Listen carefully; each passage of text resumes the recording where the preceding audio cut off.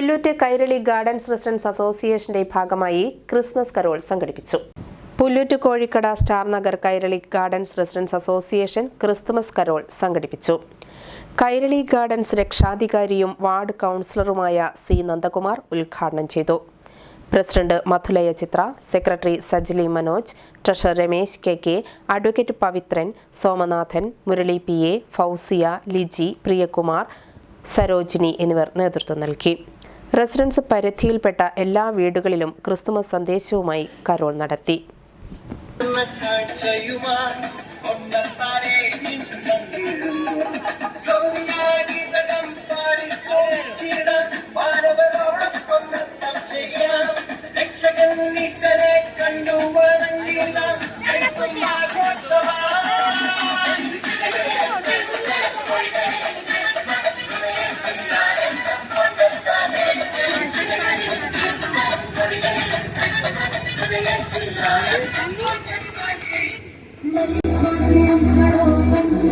Hello.